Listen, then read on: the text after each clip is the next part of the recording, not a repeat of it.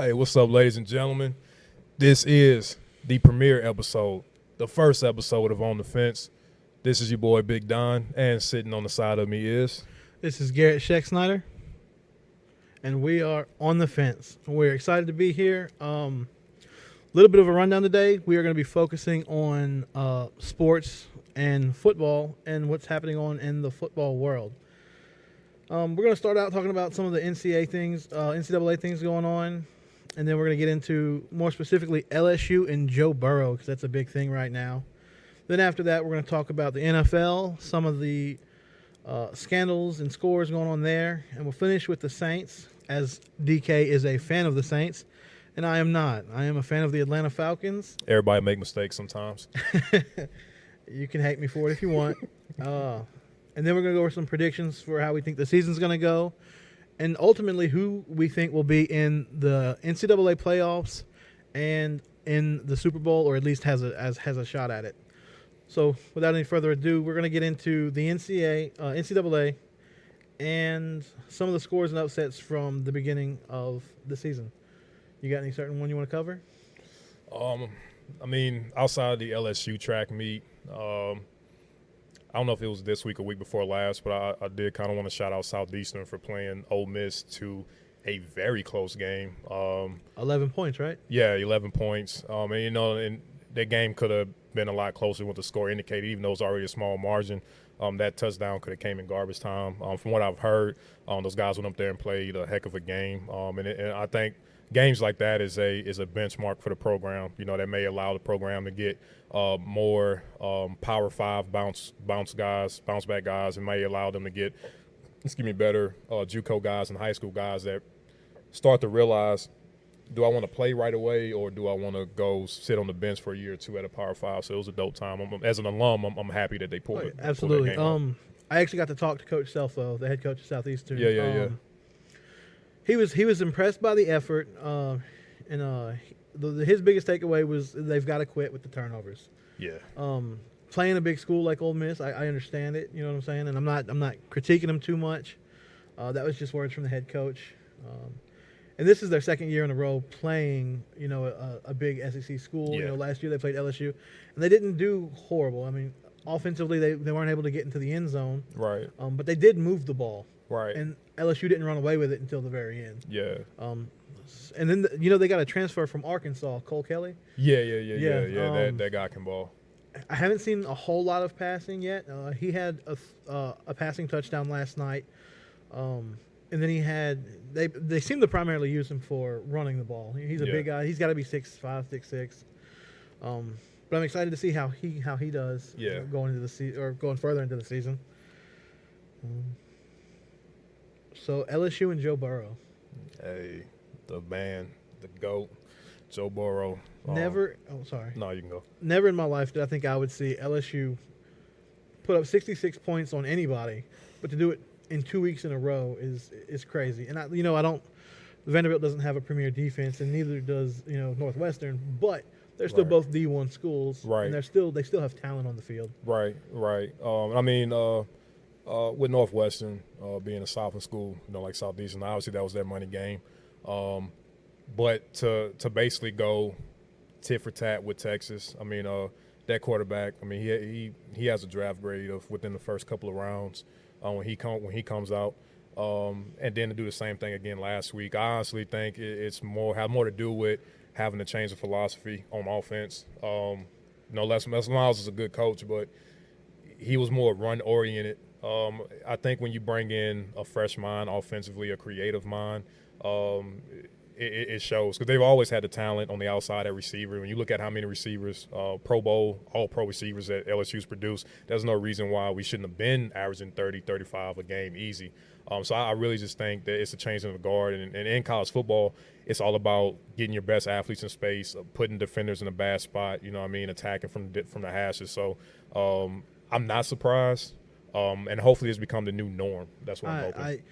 I was actually talking yesterday to a friend of mine, and we're both very hopeful that this leads to more big-time quarterbacks wanting to come not only to LSU but the SEC in general, because typically outside of Alabama and that's really about it that I can think of recently. Was it Chad Kelly? Ole Miss had before. Chad Kelly. He was good. Yeah. Outside of that, I can't think of a lot of big name quarterbacks. Well, the issue with the quarterback play is, all right, so like when you look at LSU, they've always pulled in top tier guys. I mean, Phillip Rivers' little brother, Stephen Rivers, went there. You had at one point Garner Kill was about to go there, but he transferred, went to Notre Dame. It's one of those deals where if the philosophy doesn't match up, I mean, for a while, I mean, you had Josh Dobbs at Tennessee, Florida. Had some good quarterbacks. Any school Dan Mullen's at, I mean, look at Dak Prescott. Yeah. It's literally just the way LSU is. If you go there and played offense under like the Cam Cameron days, you learned a lot of pro concepts, and you kind of played a combination of a West Coast vertical. I mean, basically multiple offense, because they also do 3 yards in a cloud of dust. That's why they skill guys who make it to the next level and have a lot of success. But just as a collegiate fan, a consumer of collegiate sports, you sitting there, it's like, man, what the heck's going on? We got all these other schools in the conference and outside the conference dropping 30, 40, 50 points a game. Meanwhile, if Bama starts rolling, we can't keep up. And I really just think it was just a lack of creativity. You know what I mean? Do you think that having to play so many top defenses in the nation might have deterred some quarterbacks?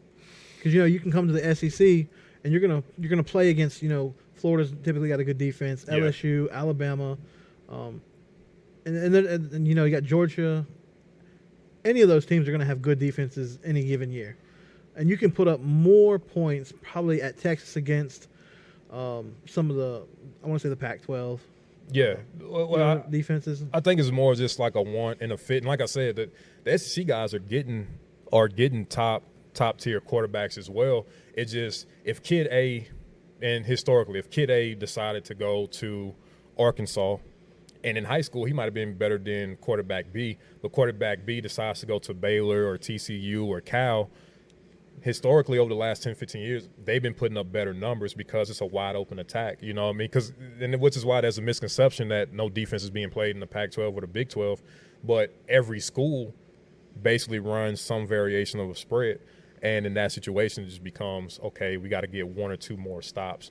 But I do think when you play a more wide-open attack on offense, more kids want to come play with you. And I'm also going to say there may be instances where the talent isn't as high as some of the SEC or ACC schools, but you can scheme guys because of the type of scheme that you run. Like you look at Hawaii historically, they've always been either a run and shoot or air raid offense. I've been a huge fan of Hawaii. Yeah, like they're fun to watch. Right, like Timmy Chang back in the day, all the collegiate NCAA passing records, then Colt Brennan, and even Texas Tech during the Mike Leach era, before the Big 12 ascended, always had great quarterback play. Even Graham Harrell, like, you know what I'm saying? So it's a mixed bag. Do you want pro-ready guys? Do you want just guys that's good in college? Do you want a mixture of the two? It really just depends. Yeah, I can agree with that. And we talked earlier, the evolution of the spread is just it's hard for defenses to keep up with. Because you got so much going through your head. It's probably harder to play. I don't want to say harder, but it's probably completely different to play DB than a receiver. Receiver, you know what your job is. You know what you're doing.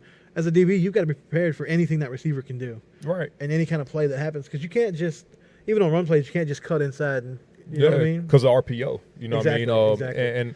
But, not to sound like cliches, but we're at a point now where because of what's going on in the high school game, I mean, that kind of started when we were in high school still playing. It became, let's get our best athlete at quarterback. Right. And then over time, it's like, okay, because of the success of, I hate saying dual threat guys, so I'm going to just say guys that can move, the acceptance of them, that kind of spearheaded it. And then when Chip Kelly had his success at Oregon, when guys like Hal Mummy had their success, guys like June Jones, imitation's the best form of flattery, you know what I mean? Right. So now NFL guys have to embrace it.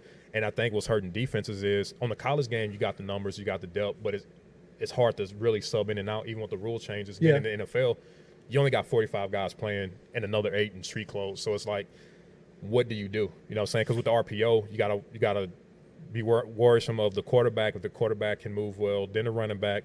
Then on the RPO, you got the receivers. They either running a hitch, curl, fade, or a slant, depending on where they're at. Now they even going vertical on the RPO. Really? Yeah. I didn't know that. Yeah, they like not so much, but it's starting to happen. To take a step back, for a well organized high school and higher, I'm a huge fan of the RPO I've coached youth football from ages 9 to about 14, and I still like the concept, but it's a lot to do in just a matter of seconds. You know what I mean? Yeah. And not only do you have to have a quarterback that can recognize it, you've got to have a quarterback that can make all the throws that you need to make. Right. Plus, spotting the difference between a zone and a man coverage, Right. which we used to identify doing that by using emotion. Yeah. At a low level, it's easy to do. Right. It's not hard to figure out. Right. But yeah, so do you think Joe Burrow will take LSU to the playoffs? I think it's possible. The one thing is, though, at LSU, it's only one game that matters to a true diehard LSU fan. They could lose every game.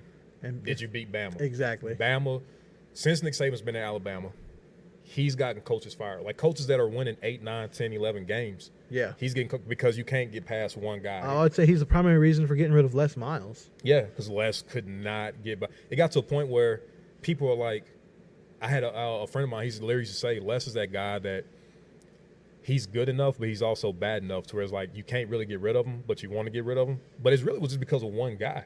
You know what I mean? When you have a institution on any level that dominant, you know what I mean, it starts to make everybody panic instead of just staying patient and trusting the process. That's really what it's going to come down to. Can you beat Bama? Can you beat Clemson?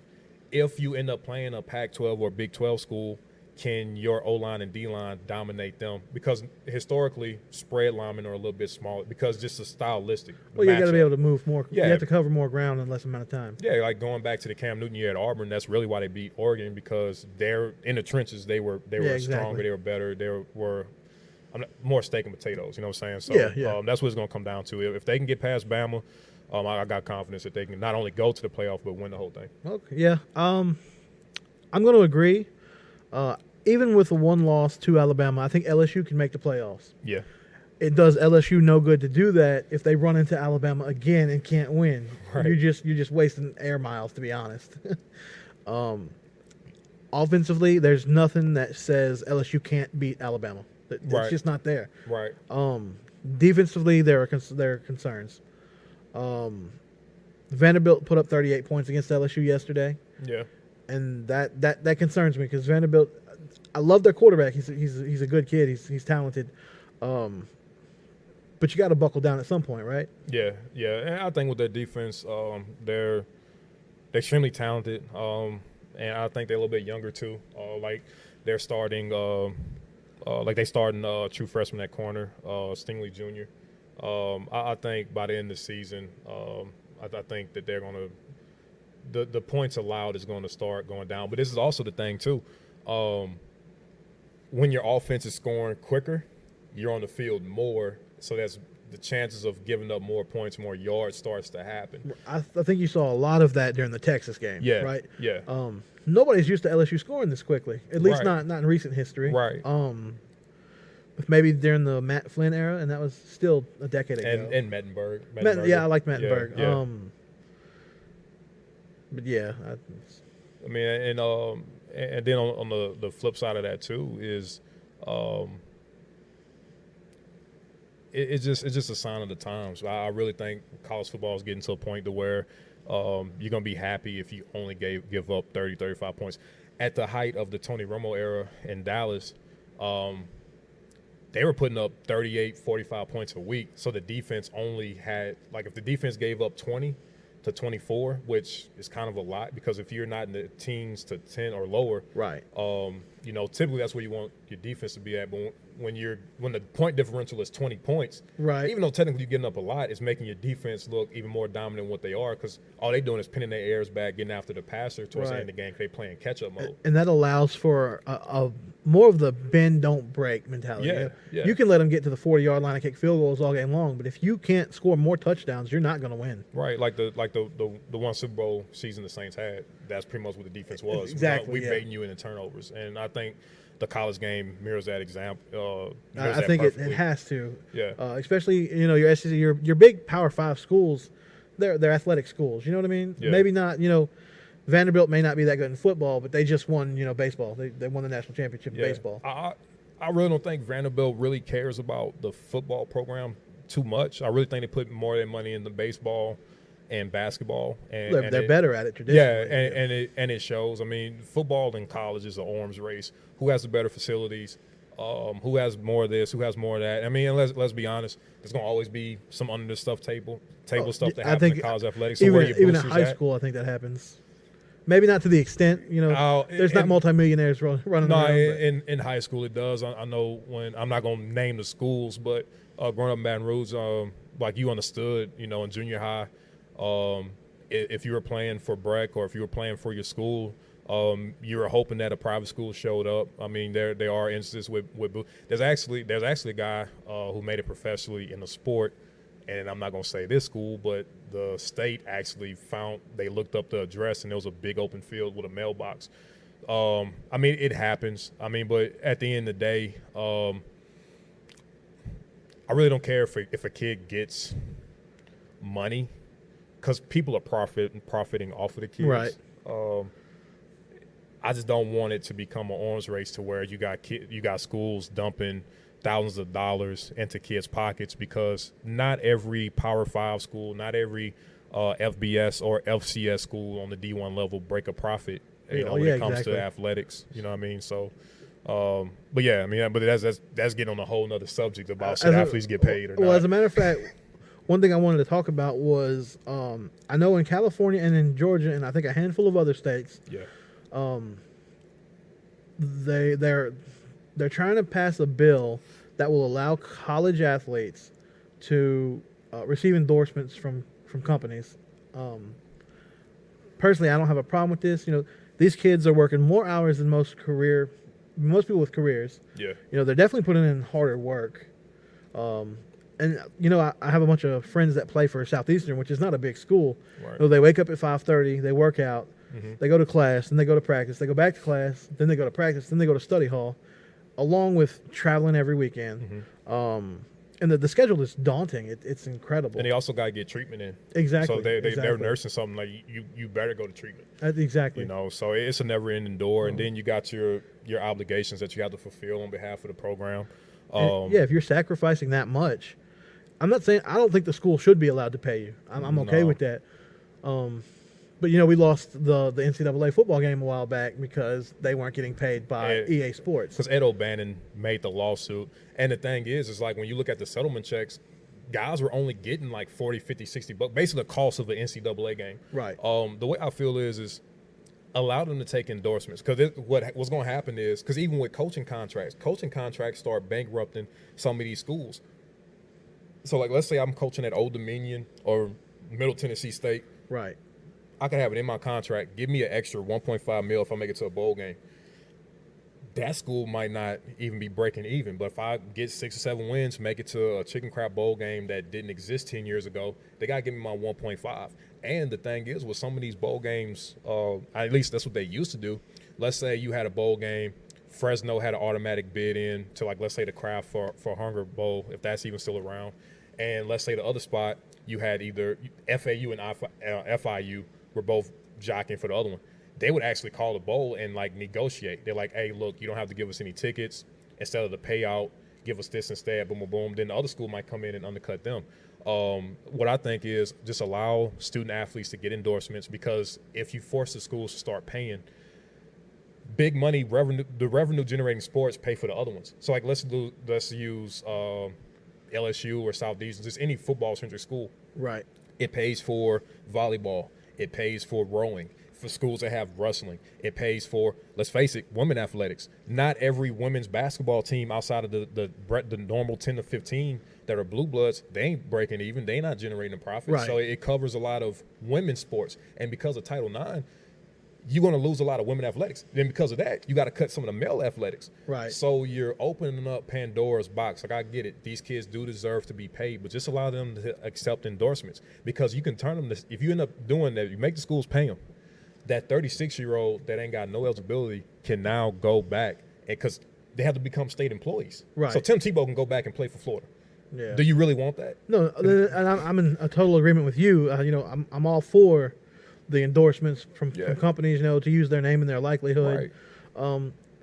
put Tim Tebow on a box of Wheaties. Yeah, right. Let him make some money because college athletes, they put in the time and they're not getting paid for it. Right. And that's like the Olympics. The fact that Olympians aren't paid is almost insulting, to be honest. Yeah. Because those guys are out of school. You know what I mean? And they're the best in the world at what they do. Well, that's more of like the whole country pride thing, and on top of that, well, that's cool, but that's not gonna pay for your surgery. It's you know not. What I mean? It's that's not gonna. Like, there's perks with it. I understand that. Yeah. These guys are giving up 20 years of their youth. You know what I mean? Yeah. For nothing, essentially. And unless you're Michael Phelps or Usain Bolt, you're not making any money because they don't want to. You're not popular enough to endorse. You know what I mean? Yeah. It literally comes to like if you medal, especially if you win gold, you're set. So like if let's say I was an elite sprinter, I run the 1 in the 200, I win gold. I'm guaranteed $1 million endorsements. I mean, because with them, I mean, you have professional track, you know what I mean? So, like, those guys earn an income in non-Olympic years, like the Diamond League. Now, when you get to, like, the archery and, like, some of the specialty sports, then, yeah. But at the same time, if you start paying them, you're kind of messing with eligibility issues because, like, you have the girls on the gymnastic team that they go to college on an academic, academic, but an athletic scholarship and stuff like that. So, like I said, it's a lot of small stuff, red tape-ish kind of stuff you got to worry about. Yeah, I understand all that. So yeah, that's pretty much what I wanted to cover for college football, and we even got to hit on some Olympics, which is always nice. Yeah. But going to the NFL. Is there any kind of scoring or upsets you've seen this year that have shocked you or anything? One thing I will say, I was very shocked at not that Andrew Luck stepped down, but that he did it when he did. I think the Colts failed to provide him with the right amount of protection. Yeah, and I can understand him getting frustrated with that, but he didn't. It's not like he played through a few games. You know what I mean? So I think that should be a situation. I think you should have to commit come week 1. To at least a half season or finish it through. But I don't think right before they start, I think the Colts have done fairly well without him. They beat the Falcons today, which hurts me to say. Right. And I think their backup quarterback's really good. Yeah, Brissett's a player, and it's a reason why, Belichick wanted to hold on to Brissett and Jimmy G. But it's one of those things where if somebody loses the heart for something, why keep doing it? You get what I'm saying? I understand completely. It'd be like if somebody was like a heart surgeon or somebody was like a police officer and they woke up one morning and was like, I can no longer stomach this. That means their performance is going to suffer. And I think in the case of Andrew Luck, by the time they finally got him a O-line that can keep him standing upright and give him a clean pocket, like it was too late. Like he was battered. Yeah. Like he's a mobile quarterback that can be a quote unquote dual threat guy. Yeah. He held the ball forever in a day to get guys open. You know what I mean? So I really just think mentally and physically he's broken. I feel bad for the guy. I really think he was one of the better quarterbacks in the league, and he was never able to showcase that due to injury. Right. There's a bunch of stats, and I think when he played, he had to have almost a 70 or 80% win rate. It was something crazy. Yeah. He even took, I think, like an 0-5 team to the playoffs. Something like that. But do you think they should have to? And I know how you feel with the waking up and just being sick of it. I get it, but at the same time, these guys are paying you millions and millions of dollars because they want you to be the quarterback, right? Yeah. That's what I'm saying. Like, I think at week 1 you should be like, I'm all in, and even if you're not, just be honest with everybody. And maybe he was honest with the coaching staff. I don't know. I wasn't there. Right. But I do feel like some transparency is needed. Well, this is the thing right here, and that's always the argument. Like in a group chat that I was in, like about the Antonio Brown thing, not to change subjects, but they were like, well, the difference is they sign contracts. And my whole deal is I'm like, technically, anytime you get a job, some type of contract, whether it's verbal or on paper, is being signed because you're exchanging services for money. Like even with my job, I had to sign a non-compete. You know what I mean? So if I ever leave, like I either can't deal with certain clients or I have to stay out the industry for a set amount of time. A team in any sport, even in amateur athletics, can let somebody go for no rhyme or reason at any moment. Right. So not to be like completely pro player, but like I have no problem when an athlete do what's best for him or herself, because nobody complains when that 12-year veteran that put his body or her body on the line, played through things that people don't want to get out of bed during their normal work week with. You know what I'm saying? So, like, with Andrew Luck, there's a life after football. Like, do you want to be able to play with your kids? Do you want to be able to remember where you put your keys? It's like the small stuff. And it is the coach's fault for his body breaking down, because you went and got him receivers and some running backs, but you didn't get a center, guard, and tackle. Like, football is won and lost to the trenches. So I agree. If you I agree look at David Carr. Uh-huh. David Carr was getting sacked 50, 60, 70 times a year, and he wasn't as athletic as far as his feet go as Andrew Luck. You know what I'm saying? Like, when teams get athletic quarterbacks, they don't really build like Michael Vick in Atlanta versus Michael Vick in Philly. Right. Atlanta, he ran a whole lot more because he had a run block and O-line. They weren't dropping back and running different pass concepts. So, like, I have no problem with somebody stepping away if they do it the right way. And Andrew Luck did it the right way. He held his pressure. He was completely transparent and honest. And then there's the thing, too, as a society, we're like, hey, do what's best for you. And then I watched on social media how he was mocked for being vulnerable and saying, mentally, I cannot handle it. I'm tired of rehabbing instead of preparing. And he felt it wasn't fair to the other guys. Nobody had a problem with Brett Favre when he sat out every year, the latter years in Green Bay, just because he didn't want to go to camp. Yeah. That's not fair to everybody else. Everybody else is showing up to work preparing. You know what I'm saying? So that's my whole deal on it. Like, I'm kind of with Andrew's side. So full transparency, you know, I didn't mind, you know, him stepping down, you know. Yeah. His body, he's got a right to do that. I'm not knocking that. What I am trying to do is come up with some kind of way that teams and players can connect with it. And you're right. That team will let you go without a second, you know, without a penny, to be honest. And I don't think that's right either. Right. But there's got to be some kind of way for teams and players to come together as an organization and being like, here's this, here's that. I think I don't know how the retirement works in the NFL. I don't, you know. If you get, I want to say 5 seasons, you get your pension. Okay. There should be a prorated pension, even if you play 1 year. You know, Darius Guice played 1 game, got hurt. I don't know if he's playing again or not. I haven't kept up with it. Yeah, but I think he's done for the season this year again. Really? Possibly. See, I mean, this guy's committed his entire life to football, and when he gets out, what's he gonna do? You know what I mean? Right. And it could even be, you know, a small percentage because you're making so much money. Right. You know, 1% of $10 million is still $100,000. You know what I mean? Right. And I just think if you're given that kind of, there should be a retirement one for you to leave, and there should be an injury rated, you know, retirement. Yeah, well, I mean, the money in the NFL isn't guaranteed, obviously, so that's why guys are starting to negotiate more for guaranteed money, and they kind of lowered the amount that rookies were getting paid on contracts so they can do a sliding scale. But, I mean, it's one of those deals where unless the NFL want to start doling out fully guaranteed contracts, that's never going to happen. I mean, and the thing is, like, for instance, I signed a contract for a league that was trying to start, and the one out of Baton Rouge, right?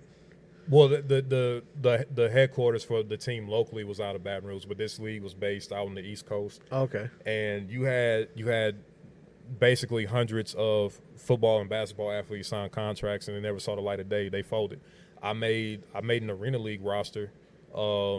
That probably was going to pay me anywhere from $5,000 to $10,000 for a season. They folded before the season. I didn't get any notification. Yeah. You know what I mean? So just think if I wasn't working.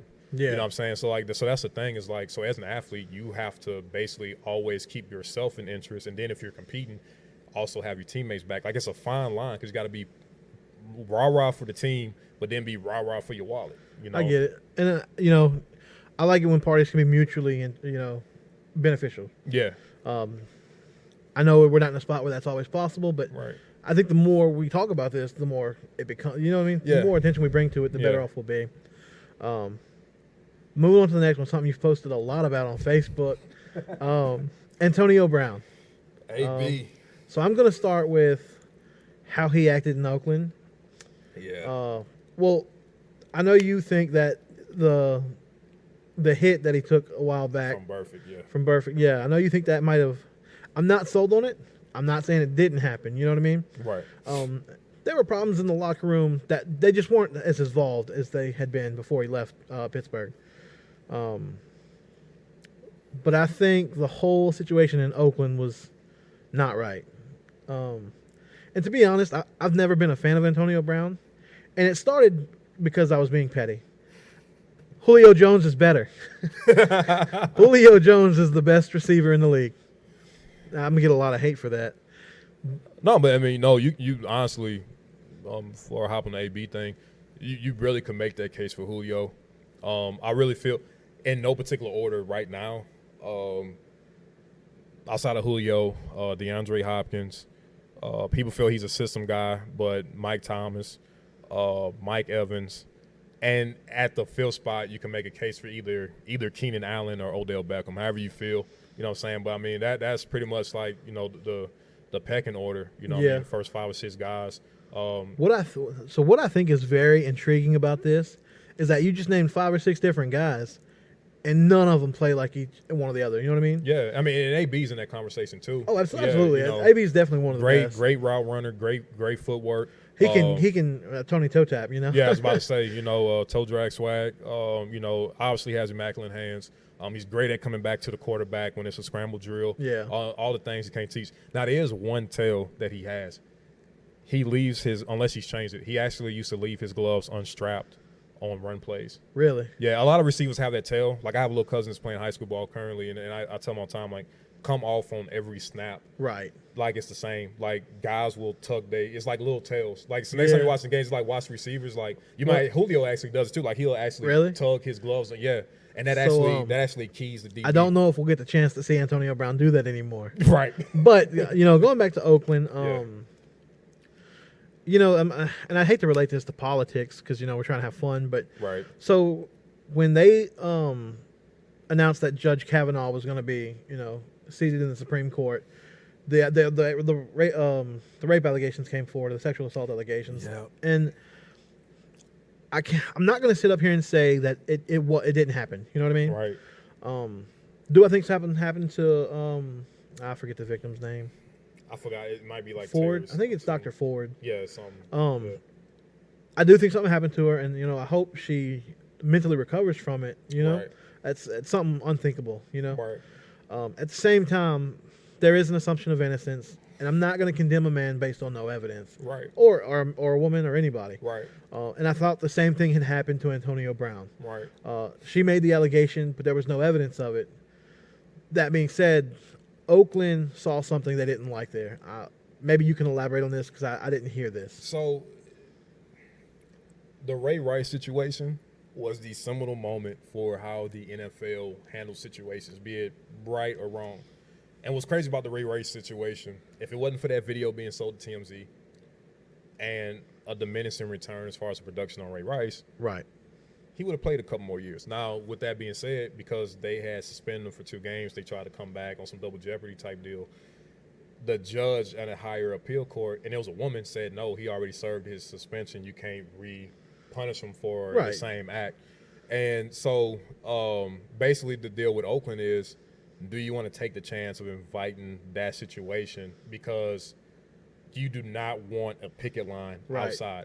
Like, to use Mike Vick as an example, when the dogfighting ring came to light publicly, because people already knew about it, people were up for an election year in Virginia. PETA made it an issue. That was actually around the same time where Ben Roethlisberger was accused of rape. Dante Stallworth drove drunk and actually hit a drunk jaywalker and killed him. So at that point in time, America basically said a dog was worth more than a woman's body and somebody's life. So to go back to the AB, because of all those things happening, they just separated themselves. And I actually think that's why he got cut in New England, because Bill Belichick, we all know, is a no-nonsense guy. It's the closest thing to being in the military. So because the media kept asking questions, and I honestly think that's why Kaepernick isn't in the league. The same reason why AB isn't, and the same reason why Tim Tebow low-key kind of got forced out of the league. If your story or your persona is bigger than the shield, they do not want you. Right. You know what I mean? So, all right, there's a lot to elaborate there. The NFL has always, to me, issued punishments before verdicts have been reached. Yes. I don't think that's right. Nope. I understand they have an image to uphold. The NFL is a corporation. The NBA and MLB, not so much. I mean, they are, but it's not $1 billion conglomerate. The like NFL is the biggest thing to the NFL. Yeah. It's all that matters to them and how people see them. Yeah. Which is why I think Kaepernick isn't in the league. You had enough people making uproars to be like, well, the NFL is going to wash their hands of it. Yeah. I'll go ahead and say I didn't agree with Kaepernick kneeling, but I understand his side, right?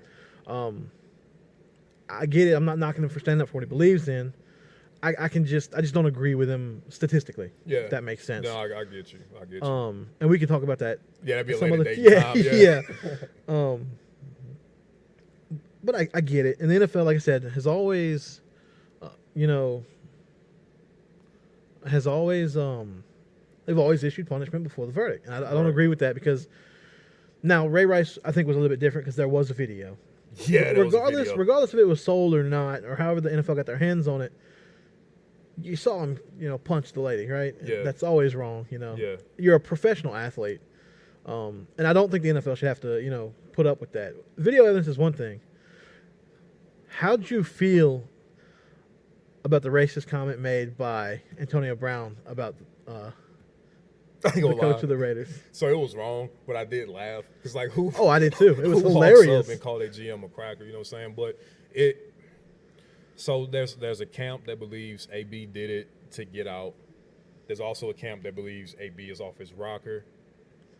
I can fall somewhere in between those. Yeah, I think it's a little bit of a combination of the two. I really think one or two things. Either AB's just always been a crappy individual and people have covered for him, or something is detrimentally wrong with AB. There's no in between. So I really do think he may need to take a year away from the game. He's 31, so he's still young. Well, he said today he's done with the NFL. Yeah, and that's that's heat of the moment, emotion. Yeah, I get it. So we'll see what happens, but I really think people close to him need to do a better job of advising him. Like he needs, Tony Dungy's kind of become the go-to guy for I've always been a fan of Tony Dungy. Yeah, so maybe a Tony Dungy type or a Herm Edwards type needs to get around him and kind of mentor him. You know what I'm saying? Because even at 31, in the grand scheme of things, old people still call you a kid. So I think he's lacking in tact and he's lacking in emotional intelligence, and I also just think he hasn't practiced common sense as of late. Yeah, I can agree. And I said earlier, I know he took that hit and it was bad. Yeah. I'm not, like I said, I'm not sold that has changed the way he is. Yeah. It may have made it more profound though. Yeah.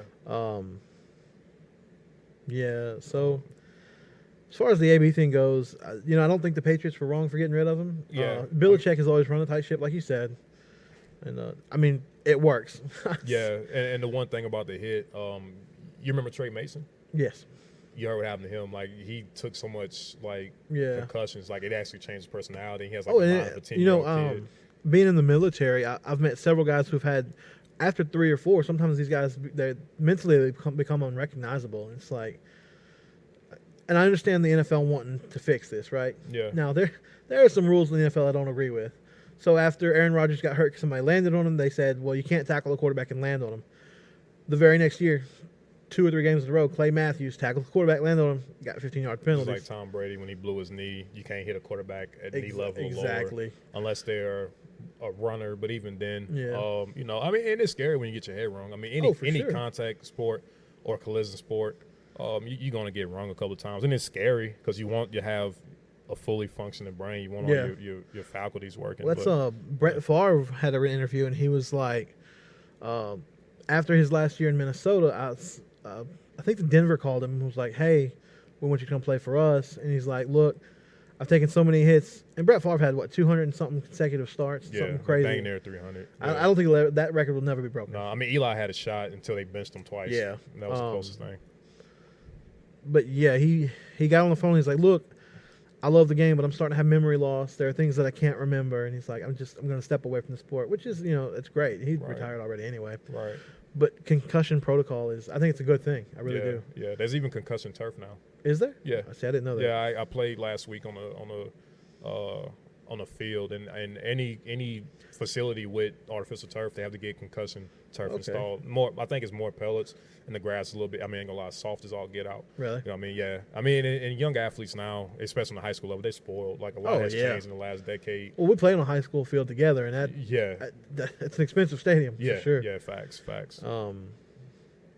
So let's talk a little bit about semi-pro. Yeah. Me and you met playing with the Cardinals. Yeah. That year we went 7-1 in the regular season and lost in the playoffs. Yeah. And then last year's the roughest year we've had. It was bad. Yeah. We started off 4-0, and we had beaten the team that beat us in the playoffs. Yeah. And we were doing good, and then we played the Eagles. And that's where everything became unhinged. What was the downfall? What was our killing point? So, success and or winning is the greatest Band-Aid. And once you start losing, because once we lost that game, that started a 3-4 game skid at the end of the season, including the playoff game in Huntsville. And I really, not to really air out dirty laundry, especially since I'm not going to be with that organization anymore. I want to make it look like I'm just like dumping everything out. But it's essentially, I think it was just an ego check. Anytime, from leadership on down to the athletes, when nobody's buying in, and instead of having 50-plus men coming on and working towards the same goal together the same way, you can't point fingers. It was a lot of that going on, and I feel like guys were being more selfish instead of selfless. And like the energy just wasn't the same. Responding to adversity, it was a plethora of things that kind of went on. And I wish it didn't happen because even though I'm not going to be a part of the organization anymore, I got a lot of love for the guys that I played with for 2 years, as well as some of the coaches.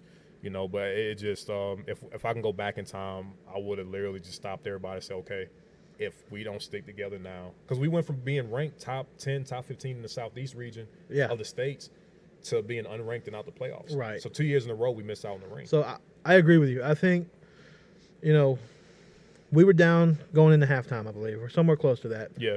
And people were pointing fingers. Yeah. Saying other people weren't doing their job, and you can't do that. Right. You've got to take care of your business. Right.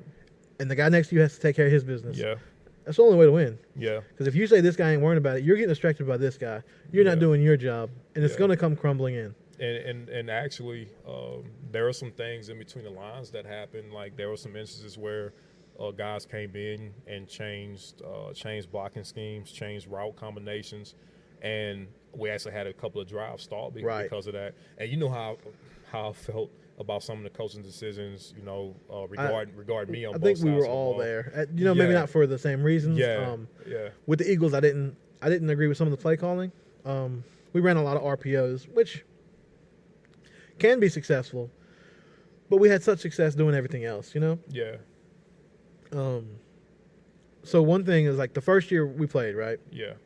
We went to Pensacola and played the Strikers. They left the league after that year. We went into halftime 24-0 losing. We made a comeback, and we were down by 2, snapped the ball in the last play game, ran for a 70-yard touchdown. Right. That was unity. We came together and did that. Right. Now, unfortunately, the call was a holding call on you remember Pichon? Did you ever meet him? Well, no, because that first year I was playing for the Vipers, so I came year 2 right, the right. organization. Yeah. He was good. I've heard stories. The only guy who ever embarrassed me on a football field is Pichon. Okay. Like, people have beaten me. People have gotten the better of me. This guy embarrassed me. Yeah. So they called it on him, and I knew right then and there he wasn't holding. This guy could have been in the NFL easily. But yeah, and it's like once we started folding after we played the Eagles, it was like it was a never-ending door. And I remember. And then I think the main reason we weren't able to bounce back is because Blaine stepped away. That not to blame him, Yeah. And then because then there'll actually be laundry getting aired out. But I didn't agree with that decision. There's things at play that kind of happen. But even with that, like I feel like he stepped down trying to save it, but at that point, I understand that you're slapping a Band-Aid on top of it. Because even with the Eagles game, me being from Baton Rouge, like I grew up with a lot of those guys. Yeah. So I pulled up like, hey. Well, we played with a lot of those guys, or against a lot of those guys with the Pride a few weeks ago. Yeah, you know what I'm saying. So I pulled up like, let me play defense because I know how these guys play. Some of Right. those guys I actually signed a contract with in that league that never got off Yeah, the ground. yeah. So it's like these are guys I've known for 5, 6, 7, 8 years. Use me. Because my whole deal was I'll do anything for the team. You're not gonna find too many guys on this level that will put on 20 pounds of dirty weight to play fullback for one team. Right. Will switch over playing defense and play O-line. You know what I'm saying? Like I'll do anything for a win. Yeah. But it's just I also feel like you can't have your best interests at mind. You know what I'm saying? You got to be team first as a coach and as an athlete. And I feel like on the semi-pro level that happens a lot. Yeah, I agree there. And as a general rule, for people who are listening who maybe not, not familiar with semi-pro football or minor league football, you're not always going to walk onto a good football team. We have 3 really good teams starting coming next spring. We'll have the Pride. Randy's great. Jaren's with the Cardinals. He's great. Yeah. And Shag with the Assassins. And they're all great coaches. Yeah. Mad respect for all 3 of those guys, and I wish them all the best of luck.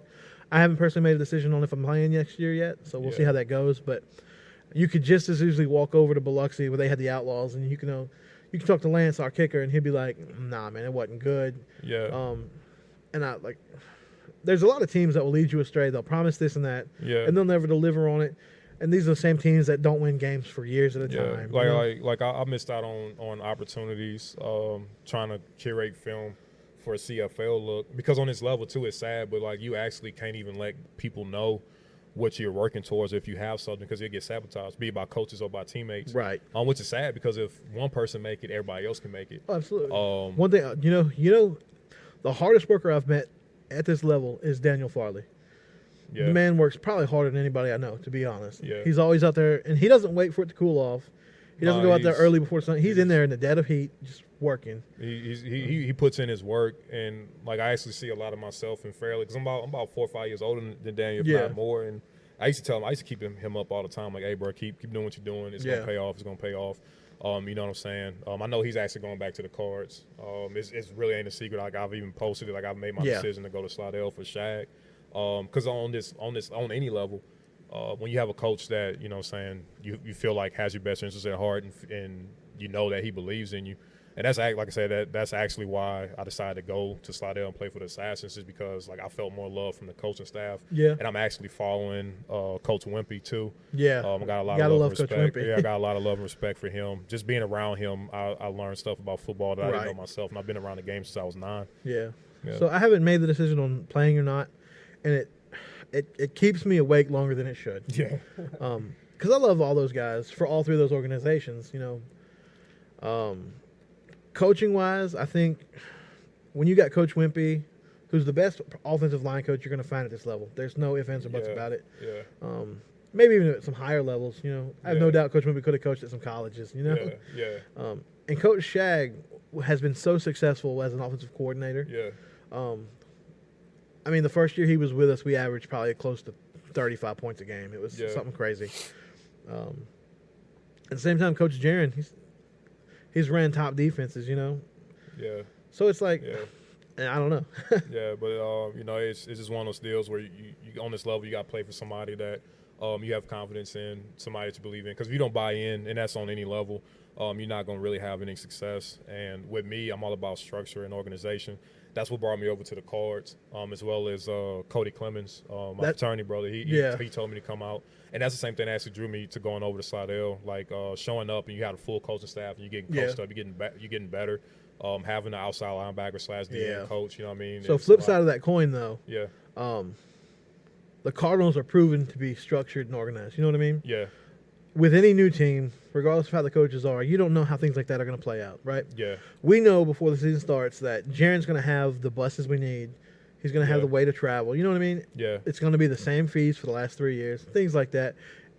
And I got this one thing that I really enjoy about Jaren is he tries to give back, right? Yeah. And I'm not saying nobody else does. He just, he's running for parish council and he's always a go-getter. He's going after and getting what he needs to get. Yeah. And you know what you're going to get with him. Yeah. Especially if you've been with him before. Yeah. So I think that's that's going to be one of their strong points. Yeah, and the thing is with them, they'll be going into year 4. Once upon a time, they were a brand new organization, right? And they were organizations talking crap about them, and that was part of the thing too. Why I went over because I'm like that one thing I hadn't done on this level because on this level, I'm only gonna play for about 2 more years, and I wanted to like help get an organization off Right. the ground. And So I think the downfall with the Assassins is their league. With the Cardinals, we've played the Titans before. The team that just won their championship, we played Yeah. them before in year 2, yeah, and we beat them 29-14, something like that. yeah, Which is fine. You know, teams get better and worse every year. Yeah, What we did do was play 2 or 3 of their teams from that league, and you'd have 13 or 14 guys show up. You know, yeah. I mean, but that's in a lot of the leagues. that happened in our league. You know Yeah, what I'm saying? yeah. So it's one of those deals where, with Shaq, he came out on record and was like, I want to play anybody in any league.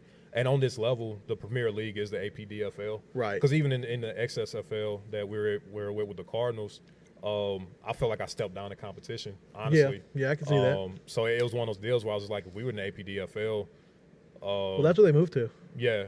So that's going to be the real test for him. Because like you tell people, like Big Wayne, Yeah. teams in that league have 4 or 5 of him. You know what I'm saying? So it's like True. you really got to come with it. Whether you practice or not, you have to be on the same page. Yeah, I agree. And they may go from 32 teams to 24 by the end of the season, but guess what? They still have 20-plus teams in 9 or 10 states. Every week's a dogfight. You know what I'm saying? So that's the whole deal of it.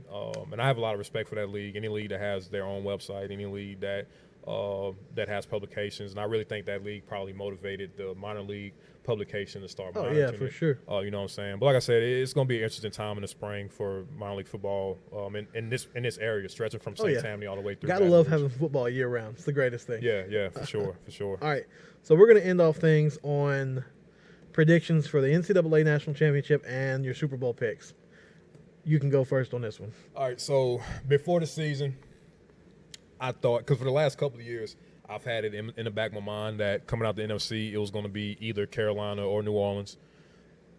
This year, it's a crapshoot. I really want to see how Teddy plays over the next couple of weeks. I know a lot of people are heavy on Taysom, but he's a Swiss Army knife for a reason. Coming out the AFC, it's either going to be New England or Kansas City representing the AFC. And I'm gonna say if one of those 2 teams make it, that's who's gonna win it. I really don't see anybody on the NFC side. Maybe Seattle. If Seattle go, I think they can do it. But I'm gonna stick with either New England or Kansas City. NCAA wide open. Long as Nick Saban's holding the clipboard at Alabama, I think it's gonna come down to either Bama or Clemson, just because that's what the trend is. It would be nice to see LSU pull it off. But I really feel like the SEC and the ACC has just been running college football for the last 10 years. So it's going to be one of those 2 schools for sure. Okay, so I'm going to start off with college football. I'm not sure anybody's getting past Trevor Lawrence and Clemson. Yeah.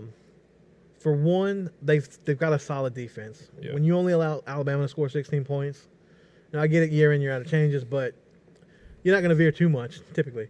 Yeah. I don't think anybody's going to outshoot Trevor Lawrence. Hey, I really think he's the best college quarterback in a long time. to add on to that, how you feel about Jalen Hurts at Oklahoma? Because that's my dark horse. Also a very talented guy. Yeah. I think Alabama suited his play style a little more. I think he's a first-round pick. And if you're going to have a non-SEC team in the playoffs, I'm probably going to go Oklahoma.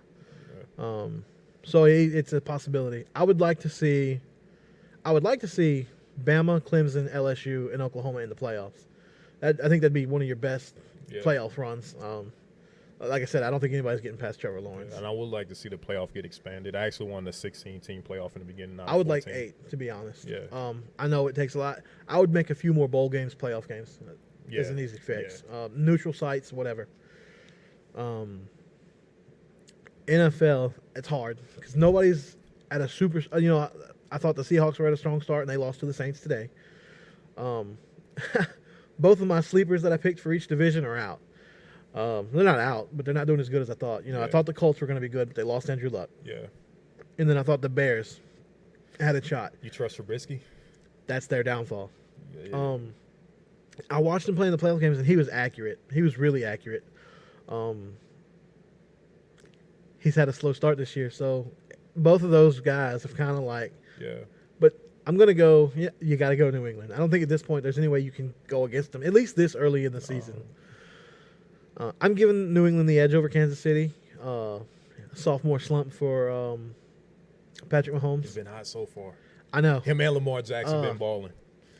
Ravens is probably my sleeper at this point. Yeah. The only thing that I think might hurt Mahomes is going to be, I would typically say experience, but he made it so far last year. And won the MVP. But I think lack of experience cost him last year. That and maybe some bad play calling. Yeah. Or bad flags. yeah, being undisciplined, yeah. Yeah. NFC, talent-wise, there's no reason New Orleans can't make it. Right. But I'm so concerned that they're caught up in the bad play callings. It's growing on them too. You know what I mean? Oh yeah. So last week they played the Rams. Cam Jordan had the the fumble for a touchdown. It should have been a touchdown. Right. And they denied them that. So I'm not saying the play calls weren't bad play calls because they were. You can't look at them and say they weren't. But when you have an entire fan base and an entire team wrapped around what happened last year, and to be honest, I think the refs have gotten sick of it, and I think that's part of the reason. Right. Because even with that quote unquote no call, they still had the opportunity to win the game. Absolutely. Then it went to overtime and Drew threw an interception. Yeah. And that's when the defense gave up. So you what? See it in their what eyes. I think hurt the Saints last year was the lack of a running game in the playoffs. Now it started against Philly. You know, they beat Philly, but they didn't play Saints football like they played at the beginning of the year. Do you think Drew arm worn down a little bit? Oh yeah, I don't think you can say otherwise. Yeah. Drew Brees is at an age now. You could see it last year. After about week 8 or 9, he wasn't throwing the deep balls like he could. He's been losing zip a little bit slowly, but every year since about 35, 36. Well, I mean, he got hurt early in his career, moved to New Orleans, and he's done more for this city than maybe any other athlete. Yeah. But Zion's got a chance. And not to completely switch, I do think the Pelicans are going to be hella fun to watch this year. Oh, for sure. I think their transition game on fast breaks is going to be the best thing ever. J.J. Redick as a trailer, Zion, Brandon Ingram on the wings with Lonzo running up the court with the ball. And then Zion is actually a nice passer himself. Yeah. You know what I'm saying? So the sky's the limit for that team. I think the AD thing was actually a blessing. So many people were wrapped up in that. I'm like, look at all the young assets. Absolutely. Then Jahlil Okafor, if he ever puts it together, he had all-star talent coming into the league. I am going to – have the Pelicans got rid of LeVar? No. We still got Lonzo. Lonzo, I'm sorry. But it's going to be a harder travel because Lonzo's not really going to be in New Orleans a lot. He's a West Coast guy. Yeah. He's focusing on getting LaMelo and possibly Jello into the league. Clarification, I'm not as big of a basketball fan, so if I, Yeah. But if we can keep his dad out the city, that'd be great. I don't think that's going to be an issue, and Lonzo's kind of been putting his foot down a little bit more as of late.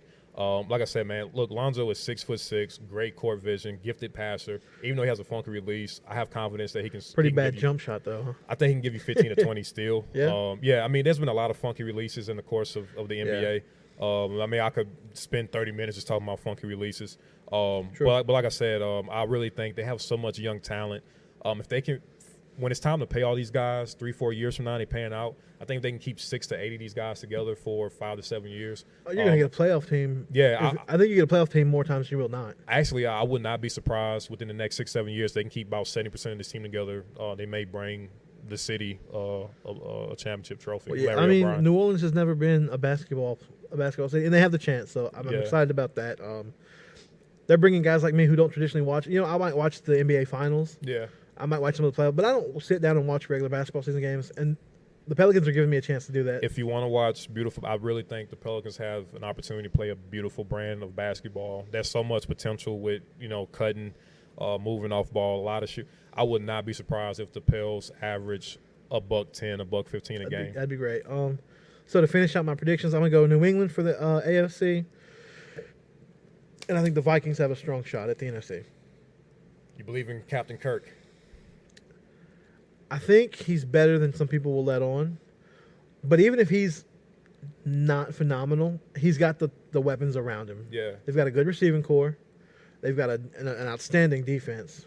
So and a good running back. Because I don't really feel you need an elite quarterback to win. I feel like you need a quarterback to not screw it up. That's exactly what I don't think. Have faith in Mitchell Trubisky. I actually valued the guy that started over him, Marquise Williams, a whole lot more. Yeah. And I don't even know if he's in the league. I know he was sitting behind Rodgers in Green Bay. So I think your predictions got a great chance of sticking.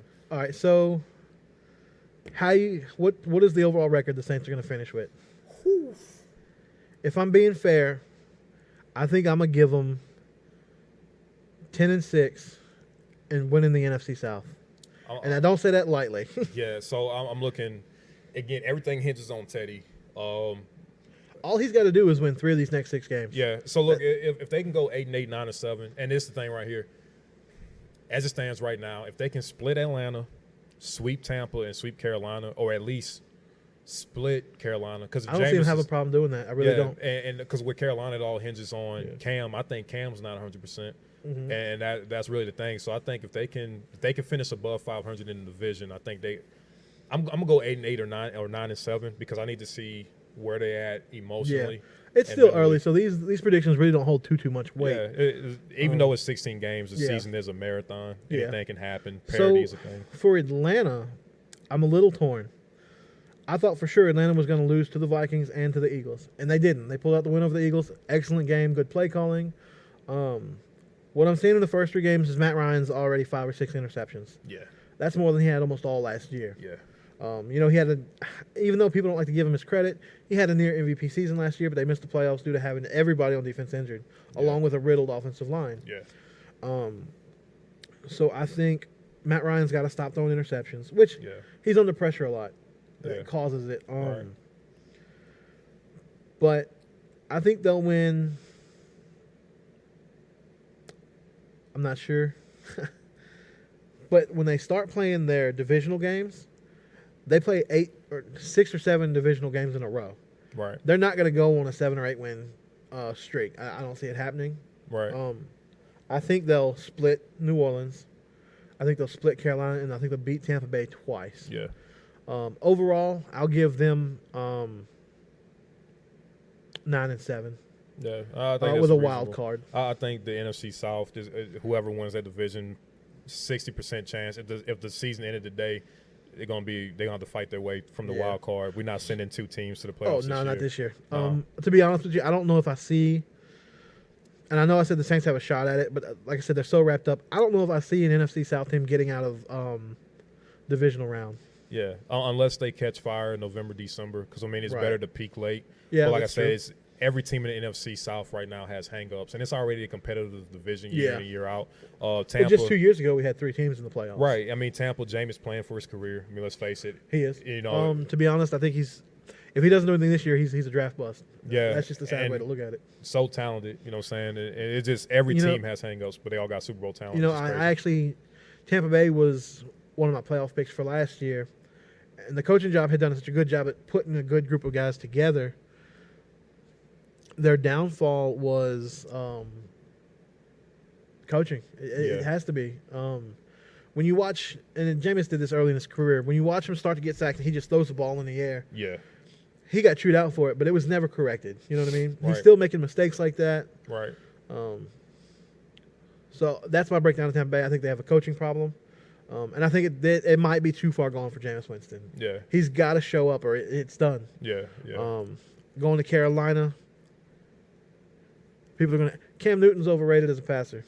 Even in his MVP year, he didn't complete 70% of his passes. Now, he's an athlete. I'll give him that. Yeah. And I know you don't like dual threat, but he's dual threat. Yeah. And he's physical. I just don't like the tag.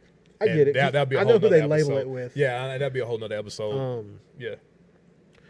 Atlanta, they've got a good – Atlanta might have the best receiving core in the league. They got Calvin Ridley and Julio Jones. Yeah. Mohamed Sanu's good. Yeah.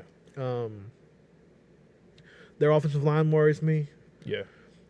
Their DBs need to step up a little bit. Desmond Trufant had two picks last week, which was great. Yeah. And then the Saints, you're missing Drew Brees, but you got a good offensive line. Mm-hmm. You got a decent receiving core. You got a good secondary. I kind of worry about the Saints. Well, you got a good D-line. Their linebacking core might be there. But they just picked up the Dolphins linebacker. Kiko, huh? Yeah, I think so. Yeah, Kiko. Alonso, yeah, Kiko can ball, and he got AK-41 come out of the backfield. Of course, yeah. Jared Cook needs to show up. Because as a tight he had end, a bad day today. As a tight end, if you can't produce in the Saints' offense, it's a tight end friendly offense. It's the reason why Jimmy Graham became a household at this name. point, you have to have a tight end in the league.